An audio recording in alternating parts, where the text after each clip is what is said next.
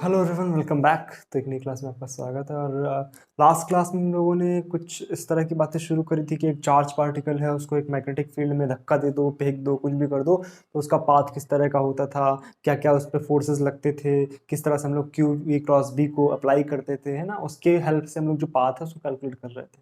ठीक है, तो दो तरह के केसेस पे हम लोगों ने चर्चा करी थी। एक बात हम लोगों ने करी थी कि जो मैग्नेटिक फील्ड है उसके पैरेलल में हम पार्टिकल को एंट्री करा दें, और दूसरा केस हमने डिस्कस किया था कि जब उस मैग्नेटिक फील्ड के परपेंडिकुलर हम पार्टिकल को एंट्री कराएं। तो क्या क्या आ रहा था कि जब हमने पार्टिकल को उस मैग्नेटिक फील्ड के पैरेलल एंटर कराया था तो हमारे पास जो उसका पाथ हो रहा था वो स्ट्रेट लाइन जा रहा था, उस पर कोई भी एक्सटर्नल फोर्स नहीं लग रहा था, इस तरह से उसकी वेलोसिटी कांस्टेंट आ रही थी। और दूसरा केस जब हमने उसको परपेंडिकुलर एंटर कराया था तो उस पर लगातार सबसे मैक्सिमम फोर्स क्यू वी भी लग रहा था, क्योंकि यहाँ पर साइन थीटा की वैल्यू मैक्सिमम हो रही थी, जिसकी वजह से जो पाथ आ रहा था वो सर्कुलर पाथ आ रहा था। तो दो केस हम लोगों ने डिस्कस कर लिए थे। अगले केस में मैंने आपको थोड़ा सा सोचने के लिए बोला था कि सोचो अगर क्या हो कि जो पार्टिकल है वो मैग्नेटिक फील्ड में एक थीटा एंगल पर एंट्री मारे, एक थीटा एंगल पर एंट्री मारे, यानी कुछ इस तरह की बातें हों। ये मान लो हमारे पास मैग्नेटिक फील्ड है, ठीक, और पार्टिकल को इस तरह से फेंका गया, इस तरह से एंट्री कराई गई। ठीक है, यहां से हमने इस तरह से एंट्री कराई थीटा एंगल पे। ठीक, ये हमारे पास वेलोसिटी u। ठीक है, सोचा था क्या बन सकता है इसमें, देखो ध्यान से। अगर हम इस तरह से पार्टिकल को एंट्री करा रहे हैं, ठीक है, तो क्या होगा, ध्यान से देख। तो इधर पार्टिकल की वेलोसिटी का एक कंपोनेंट आएगा और इधर पार्टिकल की एक वेलोसिटी का कंपोनेंट आएगा। दो वेलोसिटी का कंपोनेंट करके देखो। जो इधर कंपोनेंट आएगा that will B u cos theta, और इधर वाला कंपोनेंट क्या होगा, u sin थीटा। अच्छा, एक बात हम लोगों ने तो सीख ली कि अगर पार्टिकल के पास एक पैरेलल वेलोसिटी हो, किसके, मैग्नेटिक फील्ड के, तो वो पैरेलल वेलोसिटी उसको लगातार आगे की तरफ पुश करती रहेगी, उस पर कोई भी एक्सटर्नल फोर्स नहीं लगने पाएगा, और जिस तरह से वो चल रहा था उसी तरह से वो चलता रहेगा, कुछ भी उसका पाथ जो होगा चेंज नहीं होगा, स्ट्रेट लाइन पे आता रहेगा। लेकिन अगर कोई पार्टिकल परपेंडिकुलर घुस रहा था तो अभी मैंने क्या बताया कि वो सर्कल कर देगा। ध्यान से देख, ये वाला कंपोनेंट, ये वाला you sine theta, U sine theta, ये वेलोसिटी का परपेंडिकुलर कंपोनेंट है, और ये वेलोसिटी का पैरेलल कंपोनेंट है। तो मैंने आपको दोनों केस बता दिए। अब ये वाला स्ट्रेट लाइन करा रहा है और ये वाला परपेंडिकुलर का मतलब सर्कल करा रहा है। अब खुद ध्यान सोच कि अगर आगे भी बढ़ना है और सर्कल भी करना है सब, तो सर्कल करते हुए आगे किस तरह से बढ़ेंगे, इस तरह से। क्या स्प्रिंग जैसा कुछ आएगा, क्या स्प्रिंग जैसा कुछ आ जाएगा, क्योंकि उसको सर्कल भी करना है और आगे भी बढ़ते रहना है। ये वाला कंपोनेंट लगातार सर्कल कराएगा और ये वाला कंपोनेंट लगातार आगे की तरफ ले जाएगा, यानी अब की बार जो पार्टिकल का पाथ होगा वो हेलिकल पाथ होगा। हेलिकल समझते हो ना, स्प्रिंग की तरह का जो पाथ होता है उसको क्या बोलते हैं, हेलिकल पाथ बोलते हैं। ठीक है, तो कुछ इस तरह से आएगा, इस तरह से। बात समझ आई? तो अब की बार जो पार्टिकल का पाथ होगा that will be helical path. बात clear? That will be helical path. ठीक, ओके, इस ये बात तो अपने को समझ आ गई। ठीक, कुछ पैरामीटर इसमें डिफाइन किए जाते हैं। पहली बात तो ये, अच्छा, ये जो हेलिकल पाथ है इसकी रेडियस कितनी होगी, तो रेडियस कैसे निकालते हैं, r is equal to M V by Q B. वहां पे ये हम लोगों ने भी लास्ट क्लास में डिस्कस किया था कि M V by Q B, जब हम लोग दोनों फोर्सेस को किसको, M V square by R को किसके बराबर करेंगे, क्यू वी बी के। भाई यही तो लग रहा है यहाँ पर, जो एक्स जब हम इस सर्कुलर मोशन कर रहा है तो बाहर की तरफ लगने वाला फोर्स है M V square by R, और अंदर की तरफ लग रहा है क्यू वी बी। तो एक्चुअल में जो M V square by R है वो क्यू वी बी से मिल रहा है हमको, तो हमने दोनों को इक्वल कराया था और हमें यहाँ से ये मिल जाता है। लेकिन एक्चुअल में वहां पर जो वेलोसिटी थी वो परपेंडिकुलर वेलोसिटी थी जिस सर्कल कर रहा था, लेकिन यहाँ पर जो perpendicular velocity that is not V, that is U sine theta. उसको वी परपेंडिकुलर लिख देते हैं, इसको हम वी परपेंडिकुलर लिख देते हैं। ठीक है, कोई दिक्कत है? यहाँ तक रख दो। यहाँ पर वैल्यू इसकी क्या आ जाएगा, तो आर की वैल्यू यहाँ से आ गई, आर की वैल्यू आ गई M U sine theta by Q B. क्या कोई दिक्कत है यहाँ तक? क्या रेडियस हमें समझ आ गई है, M U sine theta by Q B. अच्छा भाई, दूसरी बात, टाइम पीरियड किस तरह से निकालते हैं, टाइम पीरियड किस तरह से निकाल लेते हैं, देखो ध्यान से। टाइम पीरियड जो होता है हमारे पास वो होता है 2 pi R, 2 pi R by V. Time बराबर डिस्टेंस पूरी कितनी ट्रेवल कर रहा है वो एक चक्कर में, 2 पाई आर, और वेलोसिटी कितनी V, V perpendicular, V perpendicular रख दो यहाँ से। 2 पाई आर की वैल्यू क्या है, आर की वैल्यू है ये M U sine theta upon Q B into into V perpendicular क्या है, U sine theta. U sine theta ने यू साइन थीटा को मार दिया, टी पे कोई फर्क नहीं पड़ा, टी पे कोई फर्क नहीं पड़ा, वो कांस्टेंट आया फिर से। T is equal to 2 pi M by Q B. ये डिपेंड किस पे कर रहा है कि हमारे पास चार्ज की प्रॉपर्टीज क्या है, यानी मास और उसका चार्ज, ठीक है, और दूसरा किस मैग्नेटिक फील्ड में उसको रखना है, इस बात पे डिपेंड नहीं कर रहा किस वेलोसिटी से फेंक रहे हैं, मतलब किस तरह एंगल पर फेंक रहे हैं, ठीक है ना, वो सेम ही आ रहा है।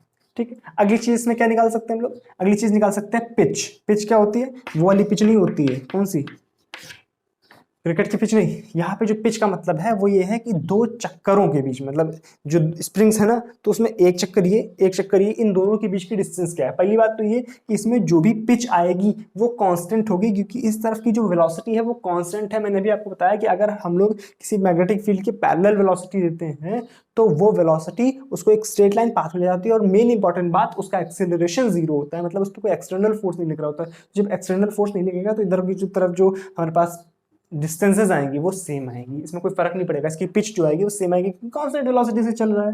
तो ये होती है हमारे पास पिच, यहां से यहां तक की दूरी, दिस इज कॉल्ड पिच। ठीक है, तो पिच को निकालने का तरीका, पिच को निकालने का तरीका क्या होता है, देखो ध्यान से। पिच इज इक्वल टू, यहां से यहां तक जाने में एक्चुअल में जो टाइम है वो क्या लगा है, 2 पाई एम। भाई देखो यहां से शुरू किया, मान लो यहां शुरू किया तो खूब एक चक्कर यहीं तो हुआ आगे पूरा, एक चक्कर यहीं तो हुआ आगे पूरा, चाहे आप यहाँ से कहीं से भी शुरू करो एक चक्कर यहीं पे तो खत्म होगा। हालांकि आप उसको अगर सामने से देखो तो वो सर्कल करता हुआ दिखाई देगा, लेकिन आप इसको सामने इस तरफ से देखो अगर, तो क्या होगा, ये यहाँ से यहाँ तक का टाइम लगता है वो होता है टी। ओके, तो अगर constant velocity you cos theta से चल रहा है और समय लग रहा है टी, तो एक इतने टी इंटरवल में वो कितनी दूरी चल जाएगा, तो चल जाएगा you cos theta into T. ये हो गई हमारे पास पिच कांस्टेंट, ठीक है, पिच हमारी फिक्स रहेगी। तो ये बातें हम लोग कर सकते हैं जब हमारे पास पार्टिकल है वो थीटा एंगल पे एंटर कर रहा हो किसी एक मैग्नेटिक फील्ड बी में, किसी एक मैग्नेटिक फील्ड बी में अगर वो थीटा एंगल पर एंटर कर रहा है यू वेलोसिटी से, तो क्या क्या केस बन सकते हैं। पहली बात तो हम उसकी रेडियस किस तरह से निकालेंगे, दूसरी बात हम उसका टाइम पीरियड किस तरह से निकालेंगे, तीसरी बात हम उसके पिच किस तरह से निकालते हैं। क्या बातें क्लियर है यहाँ तक। अब हम इसमें क्या करेंगे, अब हमने यहाँ तक की बात कर ली, अब हम इसमें इलेक्ट्रिक फील्ड घुसा देंगे। क्या करेंगे, इलेक्ट्रिक फील्ड घुसाएंगे। मतलब क्या है, अभी तक हमने पार्टिकल के मोशन को सिर्फ और सिर्फ मैग्नेटिक फील्ड में एंटर किया, यहाँ पर सिर्फ मैग्नेटिक फील्ड था, यहाँ पर सिर्फ मैग्नेटिक फील्ड था, लेकिन अब हम इसमें इलेक्ट्रिक फील्ड एंटर कराते हैं। क्या करेंगे, इलेक्ट्रिक फील्ड। अब उसमें कितने रोमांचक केस बनेंगे, देखो ध्यान से। अब हमने अगर मैग्नेटिक फील्ड के साथ में इलेक्ट्रिक फील्ड को इंट्रोड्यूस किया, इसका मतलब ये है इलेक्ट्रिक फील्ड को इंट्रोड्यूस करने के दो तरीके हो सकते हैं। पहला तरीका क्या हो सकता है कि अगर हम इलेक्ट्रिक फील्ड को मैग्नेटिक फील्ड के पैरेलल इंट्रोड्यूस करें, उसके पैरेलल हो इलेक्ट्रिक फील्ड हो मैग्नेटिक फील्ड के पैरेलल हो। और दूसरा केस क्या बन सकता है कि जब इलेक्ट्रिक फील्ड जो हम इंट्रोड्यूस कर रहे हैं वो गिवन मैग्नेटिक फील्ड के परपेंडिकुलर इंट्रोड्यूस कर दें। क्या बात समझ आ रही है, कि मतलब एक बार इलेक्ट्रिक फील्ड मैग्नेटिक फील्ड इस तरह से और एक बार इलेक्ट्रिक फील्ड मैग्नेटिक फील्ड इस तरह से, कोई दिक्कत, ठीक है। इसको उतारो, फिर इसको हम इंट्रोड्यूस करते हैं। तो अब हमें क्या इंट्रोड्यूस करना है, पार्टिकल को इलेक्ट्रिक फील्ड और मैग्नेटिक फील्ड दोनों के कंबाइंड फॉर्म में इंट्रोड्यूस करना है, ठीक है। मतलब हमारे पास ई भी है और बी भी है, इलेक्ट्रिक फील्ड और मैग्नेटिक फील्ड दोनों भी। तो केसेस मैंने क्या बताया कि भाई दो पॉसिबिलिटीज हो सकती हैं यहाँ पर, एक जब इलेक्ट्रिक फील्ड और मैग्नेटिक फील्ड आपस में परपेंडिकुलर हो, और एक जब इलेक्ट्रिक फील्ड और मैग्नेटिक फील्ड आपस में पैरेलल हो, ठीक है। तो पहला केस क्या बनेगा कि electric field is parallel to magnetic field, और दूसरा बनेगा electric field is perpendicular to magnetic field, ठीक है। तो पहले हम पैरेलल केस की बात करते हैं कि मान लो हमारे पास इलेक्ट्रिक फील्ड भी एक पर्टिकुलर डायरेक्शन में और मैग्नेटिक फील्ड भी एक पर्टिकुलर डायरेक्शन में। तो पहले हम इस केस की बात करते हैं, ठीक है, केस 1, ठीक है। मान लो इस तरफ को हमारे पास इलेक्ट्रिक फील्ड और मैग्नेटिक फील्ड दिया हुआ है, इधर हमारे पास क्या है, electric field and magnetic field, ठीक है। कोई दिक्कत? मान लो हमने क्या किया, यहाँ पर पार्टिकल को इनके पैरेलल एंटर कराया, u is parallel to E and B। Velocity हमने क्या करी कि मैग्नेटिक फील्ड और इलेक्ट्रिक फील्ड दोनों के पैरेलल एंट्री कराई। इसका मतलब क्या है, ये सीधा सीधा चलता चला जाएगा, क्योंकि इलेक्ट्रिक फील्ड की वजह से भी चार्ज पे फोर्स लग रहा है, वो इधर की तरफ लग रहा है, और मैग्नेटिक फील्ड की वजह से तो फोर्स लग ही नहीं रहा है मैग्नेटिक फील्ड की वजह से तो फोर्स लग ही नहीं रहा। यू इस तरफ था।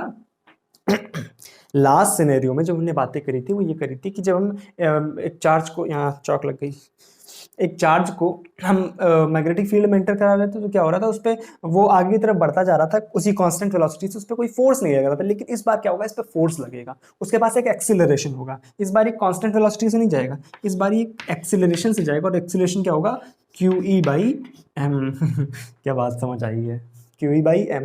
भाई नेट फोर्स इधर कितना लग रहा है, QE चार्ज पे, क्योंकि इलेक्ट्रिक फील्ड प्रेजेंट है। अगर इलेक्ट्रिक फील्ड प्रेजेंट ना होता तो कोई भी एक्सटर्नल फोर्स नहीं लगता, यहाँ पे एक्सटर्नल फोर्स QE लग रहा है। इसका मतलब क्या है, इसका एक्सीलरेशन जो होगा that will B QE/m। Okay, path कैसा होगा, स्ट्रेट लाइन। पाथ कैसा होगा, स्ट्रेट लाइन। ठीक है, दूसरा केस, जब हम U को E और B के परपेंडिकुलर एंटर करा दें, U is perpendicular to E and B, U is perpendicular to E and B। देखो ध्यान से,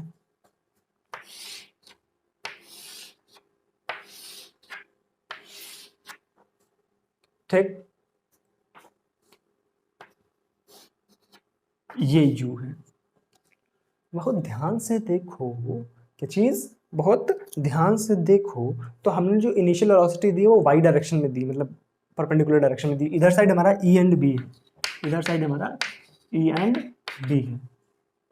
ठीक, होगा क्या वास्तविकता में कि अगर कोई पार्टिकल केवल मैग्नेटिक फील्ड होता है और उसके परपेंडिकुलर इंटर कराया जाता है तो वो सर्कुलर पाथ लेता है। यहाँ पर भी वो सर्कुलर पाथ लेना चाहेगा, क्योंकि यहाँ पर मैग्नेटिक फील्ड प्रेजेंट है और पार्टिकल को हम मैग्नेटिक फील्ड के परपेंडिकुलर इंटर करा रहे हैं। लेकिन यहाँ पर सिर्फ मैग्नेटिक फील्ड नहीं, यहाँ पर प्रेजेंट है इलेक्ट्रिक फील्ड भी, जो उस पर पॉजिटिव एक्स डायरेक्शन में फोर्स लगा रहा है, जो उस पर एक पॉजिटिव एक्स डायरेक्शन में फोर्स लगा रहा है। तो क्या ये कुछ ऐसा ऐसा केस नहीं बन गया कि हम पार्टिकल को इस तरह से एंट्री करा रहे हैं कि इधर भी एक वेलोसिटी है और इधर भी एक वेलोसिटी है, काइंड ऑफ इस तरह का केस बन रहा है। लेकिन यहाँ पर इधर की तरफ सिर्फ वेलोसिटी नहीं है, यहाँ पर इनिशियल वेलोसिटी तो जीरो, लेकिन इधर की तरफ एक एक्सीलरेशन है जो कि उसको आगे की तरफ एक वेलोसिटी प्रोवाइड करेगा, और उसकी वजह से वो पाथ इधर की तरफ भागेगा। इस एक्सीलरेशन से फोर्स लगातार इस पे लगता रहेगा इधर की तरफ, समझ रहे हो ना। एक लाइन बना देते हैं, ठीक है, इधर एक लगातार फोर्स लग रहा होगा, दैट विल बी QE। ठीक है, तो ये वाली जो वेलोसिटी हमने दी ये इसको सर्कल कराएगी, और जो फोर्स लग रहा है ये आगे की तरफ पुश करेगा। लेकिन इस बार कांस्टेंट वेलोसिटी नहीं है, जो पिच कांस्टेंट आएगी। अब इस पे लगातार एक्सीलरेशन लग रहा है, तो एक्सीलरेशन इस पार्टिकल के पास है। इसका मतलब क्या है, इसके पास जो वेलोसिटी होगी वो लगातार इंक्रीज करेगी, और लगातार अगर इंक्रीज करेगी इसका मतलब ये है कि अब की बार जो पिच आएगी वो बढ़ती हुई होगी, लगातार एक चक्कर के बाद पिच जो होगी वो बढ़ती हुई जाएगी। क्या बातें क्लियर हो रही हैं, क्या कोई कंफ्यूजन है? इसका मतलब ये है कि अगर पार्टिकल को हमने इस तरह से फेंका है तो वो पार्टिकल हेलिकल पाथ तो लेगा, लेकिन पिच जो होगी वो इंक्रीज करेगी। इस पहले में कम आएगी, फिर ज़्यादा, फिर उसके बाद और ज़्यादा, फिर उसके बाद और ज़्यादा। क्या बात क्लियर है? तो इस बार जो पार्टिकल का पाथ होगा वो होगा helical path, helical path, but the pitch will increase, but increasing pitch.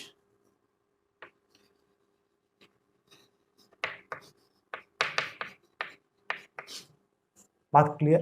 Path कैसा होगा, हेलिकल होगा और इंक्रीजिंग पिच होगी। ओके, सर्कल की रेडियस, ये जो सर्कल बना इनकी रेडियस तो कांस्टेंट होगी। ओके, किस तरह से आएगी, R is equal to MU/QB, क्योंकि हमेशा परपेंडिकुलर वेलोसिटी के से निकालते हैं, ये हम हमेशा परपेंडिकुलर वेलोसिटी निकालते हैं। वो क्या, हमारे पास U आ गया। ठीक है, okay okay okay okay okay okay okay. अच्छा, पिच जब लगातार इंक्रीज कर रही तो मान लो यहाँ से यहाँ जो टोटल टाइम पीरियड है वो हमने T मान लिया, वो हमने T मान लिया।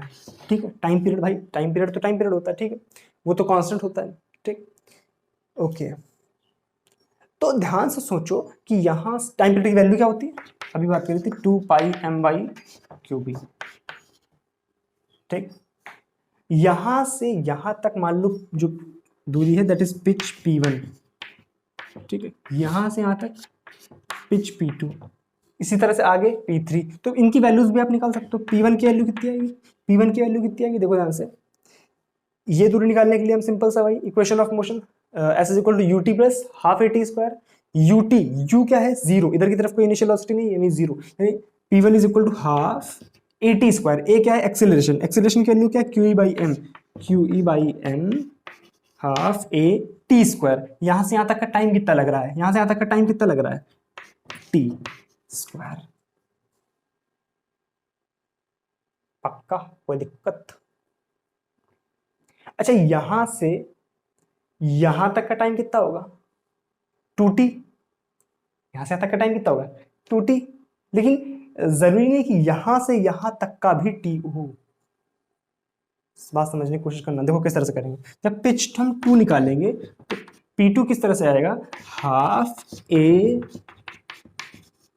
यहां पे हम सिंपल टी स्क्वायर नहीं करेंगे क्योंकि यहां पे कांस्टेंट नहीं आ रहा। यहां पे किस तरह से करेंगे, यहां से यहां तक का टाइम कितना लगा, 2t उसका स्क्वायर माइनस यहां से यहां तक का टाइम कितना लगा, टी स्क्वायर।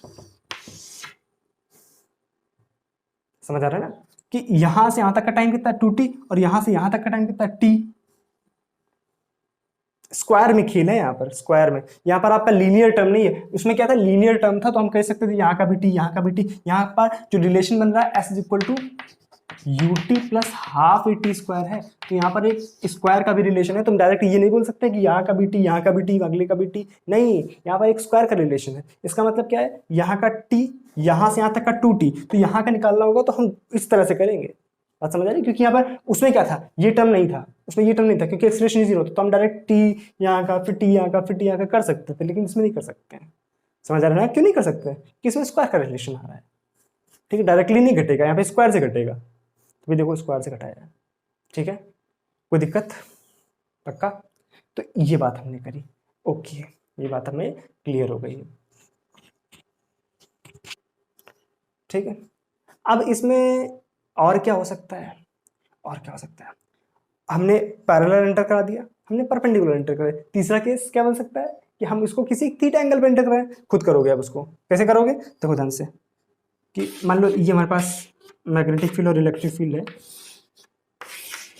ठीक है। हमने क्या किया, एक थीटा एंगल पर एंटर करा है इस तरह से, ठीक है। एक थीटा एंगल पर जब एंटर कराएंगे u, तो इधर हमारे पास क्या होगा, u cos थीटा, इधर क्या होगा हमारे पास, u sin theta. u sin theta क्या करेगा, सर्कल कराएगा, u cos थीटा उसको एक इधर की तरफ ले जाने की कोशिश करेगा। एक्चुअल में इसके पास तो फोर्स भी है, तो इस बार क्या होगा कि जो रेडियस आएगी वो ये आएगी, यहाँ पर क्या कर दोगे, u sin थीटा, यहाँ पर क्या कर दोगे, u sin थीटा। अब की बार जब पिच आएंगी उसमें इस वेलोसिटी का भी रूल होगा, तो पिच किस तरह से लिखेंगे, P1 इज इक्वल टू, इस बार u है, ut plus half A T square में u है, तो पहले P1 क्या लिखेंगे, u cos theta t plus half A की value Q E by M into T square, ये आ गया P1। सिमिलरली P2 में बस करेंगे क्या, u cos theta t add कर देंगे, u cos theta t add कर देंगे, कैपिटल T।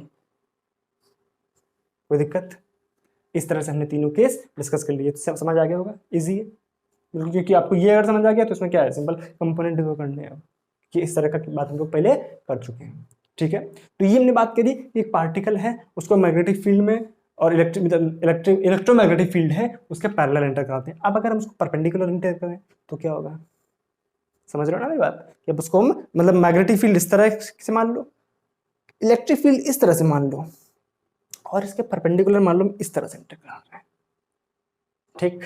चलो इसको उतारो, फिर इसकी बात करते हैं।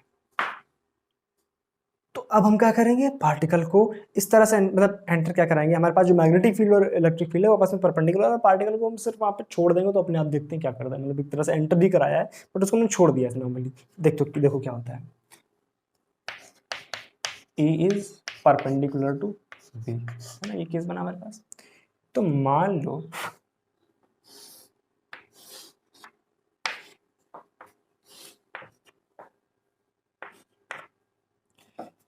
ये x है, ये y है, ये z है, ठीक, ओके। जो इलेक्ट्रिक फील्ड है वो x डायरेक्शन में, तो उसको इस तरह से लिखेंगे E नॉट आई कैप, ठीक है। और जो मैग्नेटिक फील्ड है वो मान लो अंदर की तरफ है, तो अंदर की तरफ कौन सी डायरेक्शन आ गई, निगेटिव जेड, मतलब इस तरह से मैग्नेटिक फील्ड, ये मैग्नेटिक फील्ड है,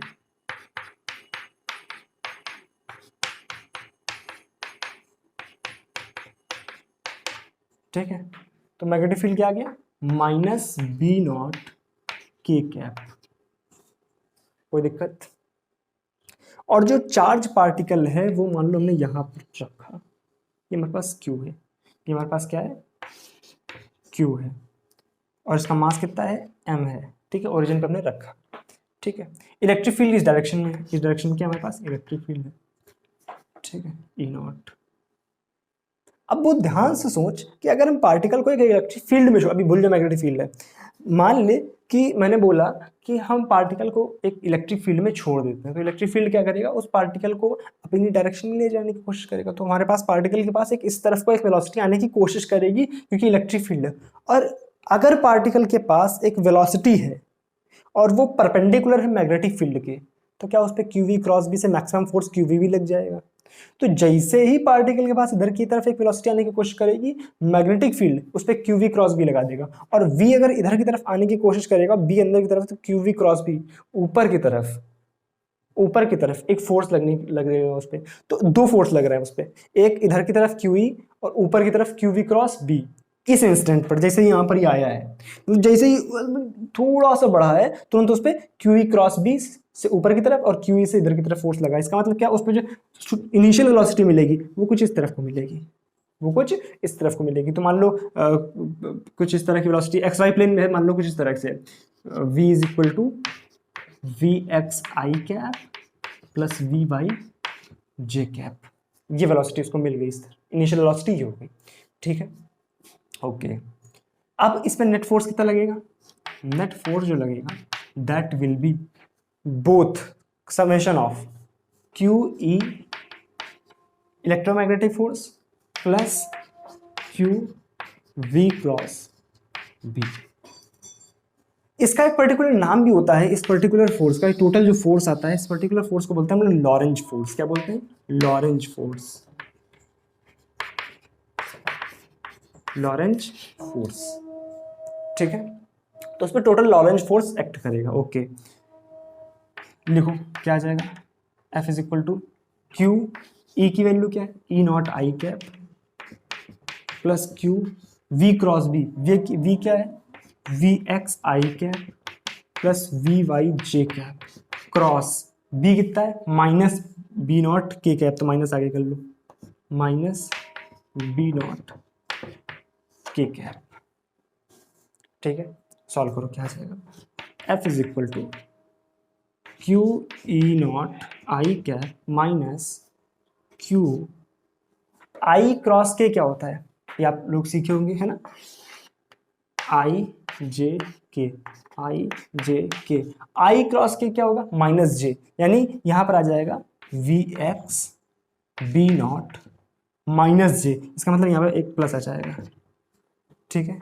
और जे क्रॉस के क्या होता है, जे क्रॉस के क्या होता है आई, तो यहां पर क्या आ जाएगा, minus Q B naught, V Y भी है, Q V Y B naught I cap, कोई दिक्कत, पक्का, ओके।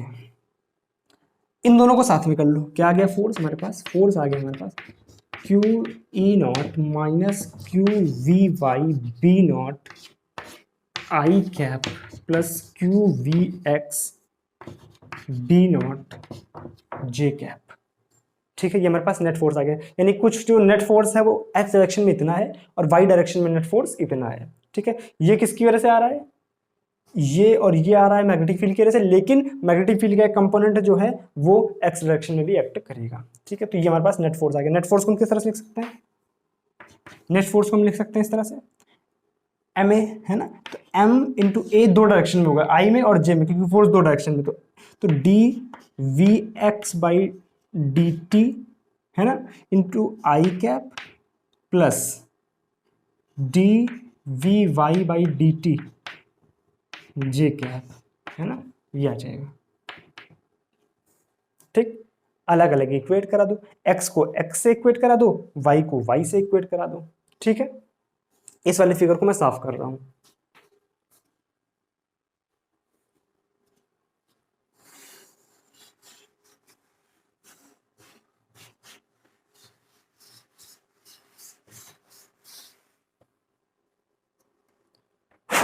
ठीक है, तो अलग अलग इक्वेट कराओगे तो यहां से क्या आएगा, dvx by D T is equal to, M को उधर भेज दोगे तो क्या आ जाएगा, Q E naught minus Q V X B naught by M. Correct है, पक्का, कोई दिक्कत तो नहीं? देख लो एक बार, वी एक्स नहीं, यहाँ पर वी वाई है। ठीक, और क्या आ जाएगा, D V Y by D T is equal to आ जाएगा Q B naught by M into V X. कोई दिक्कत? इसको मान लो इक्वेशन नंबर 1, इसको मान लो इक्वेशन नंबर 2। अब बस हमें सॉल्व करा, अब यहाँ पे सिर्फ गणित बची हुई है, मैथमेटिक्स खत्म। ठीक है, इक्वेशन 1 को डिफरेंशिएट करो, इसको डिफरेंशिएट करो, इसको जब डिफरेंशिएट करोगे क्या आ जाएगा, D square V X by D T square is equal to, पहला वाला टर्म कॉन्स्टेंट है, 0 हो जाएगा, इधर बचेगा minus Q B naught by M into D V Y by D T. ठीक है, D V by D T यहाँ से उठा करके रख दो, इसकी वैल्यू क्या आ जाएगा, D square V X by D T square is equal to minus Q B naught by M into this value, Q B naught by M, D V by D T की value है ना, D V Y by D T की value ये है into V x. ठीक है, ध्यान से देखो तो क्या बन गया ये हमारे पास, D square V X by D T square is equal to minus Q B naught by M का whole square into V X. ध्यान से देखो तो ये हमारे पास कुछ इस तरह का इक्वेशन बना है कि D square X by D T square is equal to minus K square into X, है ना। तो ये हमारे पास कुछ एस एच एम टाइप का इक्वेशन है, हालांकि एस एच एम तो नहीं टोटल बन रहा है, लेकिन हाँ ठीक है, ये इतना particular equation S H M जैसा दिख रहा है, तो इसका सॉल्यूशन कुछ, इसको इधर वाला नोट कर लो, फिर सॉल्यूशन इसका लिखता हूँ मैं।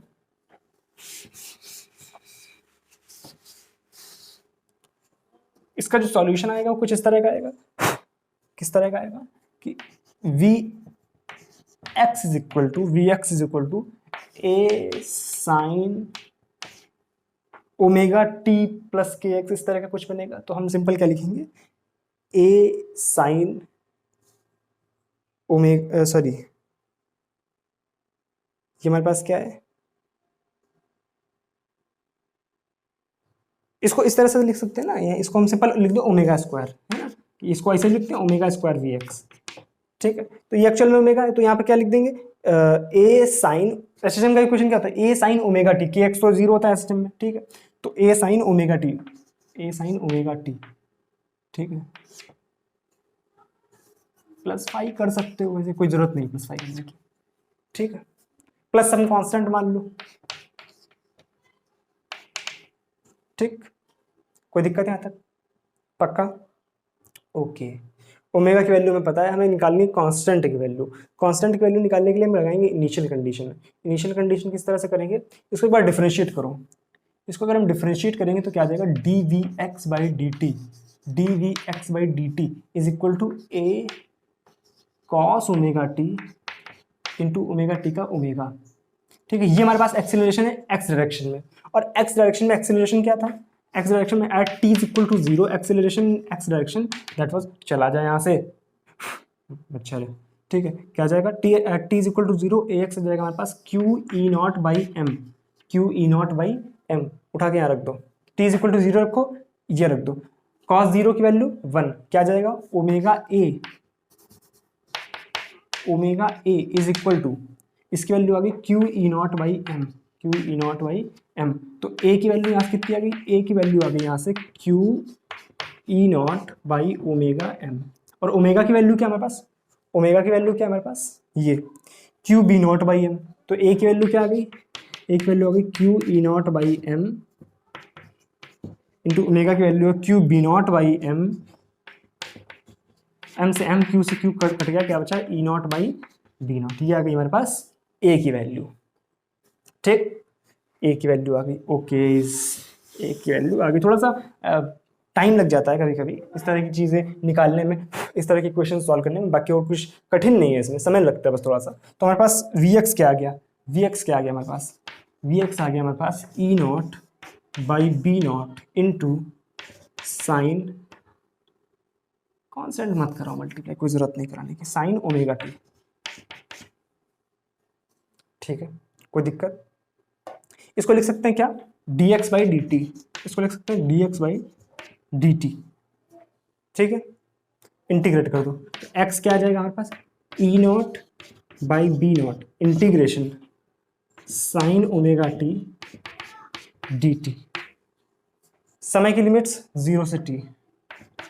ठीक है, क्या आ जाएगा यहां से, E naught by B naught into sine का होता है कॉस, कॉस की जब लिमिट रखेंगे साइन का होता है माइनस कॉस। ठीक है, तो साइन कॉस 0 की वैल्यू हो जाएगी हमारे पास 1 माइनस साइन ओमेगा टी।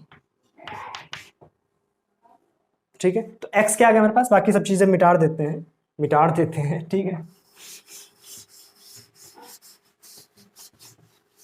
इसको नोट करके रख लेते हैं कि x की वैल्यू हमारे पास क्या आ गई, x की वैल्यू आ गई हमारे पास E naught by B naught into 1 minus sine नहीं कॉस होगा ना, इंटीग्रेशन किया था, 1 माइनस कॉस ओमेगा टी। ठीक है, ये हमारे पास x की वैल्यू आ गई। अब हम क्या करेंगे, इस इक्वेशन को सॉल्व करेंगे। क्या करेंगे, इस इक्वेशन को सॉल्व करेंगे। यहाँ पहले हम Vx की वैल्यू हमारे पास है, Vx की वैल्यू हमारे पास है, यहाँ पर उठा के रखो, यहाँ पे Vx की वैल्यू रखो, क्या आ जाएगा, D V Y by D T is equal to Q B naught by M into Vx की वैल्यू क्या हमारे पास, ये E naught by B naught into sine omega T, कोई दिक्कत? बी नॉट ने बी नॉट को मार दिया, क्या आ गया यहाँ से, Q E naught by M into sine omega T, ये आ गया D V by D T. ठीक है, इंटीग्रेट कर दो, क्या जाएगा हमारे पास, V Y is equal to Q E naught by M, फिर से साइन का इंटीग्रेशन लिया जाएगा 1 माइनस कॉस ओमेगा टी। ठीक है, और इसका एक बार और इंटीग्रेशन करेंगे, क्यों, क्योंकि यहाँ पे हमें y की वैल्यू चाहिए, तो y की वैल्यू क्या आ जाएगी हमारे पास, y की वैल्यू आ जाएगी Q E naught by M into इसका इंटीग्रेशन हो जाएगा हमारे पास t, और cos का इंटीग्रेशन हो जाएगा sine omega T by omega. सही है, लिमिट्स रखोगे साइन 0, हाँ 0, करेक्ट, ये आ जाएगा।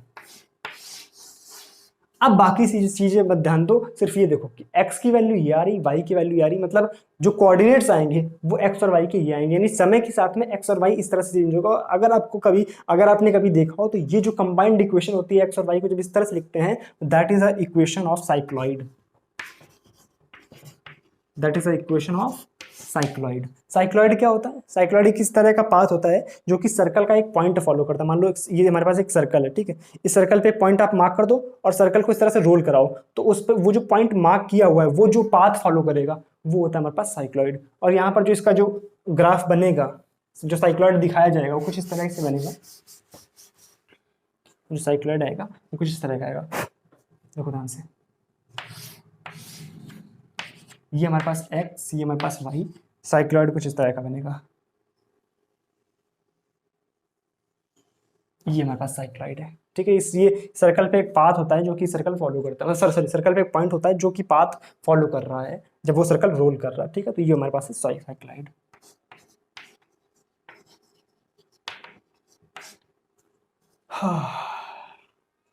पूछा जा सकता है सवाल क्या, कि अगर एक पार्टिकल को हम छोड़ दें एक इलेक्ट्रोमैग्नेटिक फील्ड में, जहां पर कि इलेक्ट्रिक फील्ड मैग्नेटिक फील्ड की परपेंडिकुलर हो, तो पाथ क्या, सॉरी जो पार्टिकल है वो क्या पाथ फॉलो करेगा, the path will be cycloid.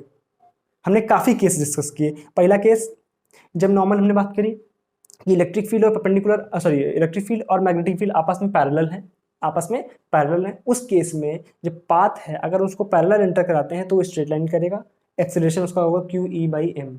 ठीक है, अगर उस पार्टिकल को परपेंडिकुलर एंटी कराते हैं तो वो हेलिकल पाथ लेगा। याद रखना, परपेंडिकुलर एंटी कराना, इलेक्ट्रोमैग्नेटिक फील्ड दोनों प्रेजेंट है तो हेलिकल पाथ होगा, केवल मैग्नेटिक फील्ड है तो सिर्फ सर्कुलर पाथ होगा। कंफ्यूजन हो रहा है? सुनो एक बार फिर से ध्यान सुनो कि अगर एक पार्टिकल को केवल मैग्नेटिक फील्ड, अच्छा केवल मैग्नेटिक फील्ड में एंटर कराएंगे तो वो सिंपल स्ट्रेट लाइन चलता जाएगा, उसके पास कोई एक्सीलरेशन नहीं होगा, नॉर्मल कांस्टेंट वेलोसिटी से चलता चला जाएगा। लेकिन अगर हम उसमें इलेक्ट्रिक फील्ड में एंटर करा दें, इलेक्ट्रिक फील्ड में इंट्रोड्यूस कर दें, तब हम उसको अगर पैरेलल एंटर कराएं तो आगे तो बढ़ेगा लेकिन एक्सेलरेशन होगा उसके पास। ठीक, इतनी बात समझ गए। अगर मैग्नेटिक फील्ड है उसके परपेंडिकुलर एंटर कराया तो सर्कल पाथ लेगा, लेकिन अगर उसी में मैग्नेटिक फील्ड के साथ में इलेक्ट्रिक फील्ड भी रख दिया तो सर्कल तो करेगा लेकिन आगे की तरफ बढ़ेगा, इसका मतलब हेलिकल पाथ हो जाएगा और इंक्रीजिंग पिच होगी। ठीक है, अगर हमने पार्टिकल को तिरछी वेलोसिटी यानी थीटा एंगल पे फेंका केवल मैग्नेटिक फील्ड में, तो वो हेलिकल पाथ लेगा कांस्टेंट पिच के साथ में। और अगर हमने उसको combined electric plus magnetic field में फेंका थीटा एंगल पर, तो वो हेलिकल पाथ लेगा इंक्रीजिंग पिच के साथ में। ठीक है, सारी बातें अपन ने डिस्कस करी। अच्छा, पार्टिकल को अगर हम एक इस तरह के उसमें फील्ड में रख दें जहाँ की इलेक्ट्रिक फील्ड और मैग्नेटिक फील्ड आपस में परपेंडिकुलर हो, उसको हमने सिर्फ रख दिया, तो वो किस तरह का पाथ लेगा? साइक्लॉइड पाथ लेगा। क्या सारे केस हमने डिस्कस कर लिए? क्या कोई कंफ्यूजन रहा? अब क्या हमने लॉरेंज फोर्स को इंट्रोड्यूस कर दिया? कंप्लीट। यहाँ तक हमने काफ़ी बातें कर ली इलेक्ट्रिक फील्ड और मैग्नेटिक फील्ड को मिला करके किस तरह से हम लोग पार्टिकल के मोशन को देखते हैं। ठीक है, अब अगली क्लास में हम इसके आगे की बातें करेंगे। ठीक है, कुछ धीरे धीरे मैग्नेटिक मूवमेंट पर हम लोग आ जाएंगे और मैग्नेटिज्म धीरे धीरे अपनी चरम सीमा पर पहुंच रहा है। ठीक है, तो मिलेंगे अब अगले वीडियो में। तब तक अपना ख्याल रखो, अच्छे से पढ़ाई करो और लिखते रहो। अगर टेलीग्राम ग्रुप ज्वाइन नहीं किया तो नीचे लिंक है डिस्क्रिप्शन में। ठीक है, तो मिलते हैं अगले वीडियो में। तब तक के लिए thank you so much, bye bye.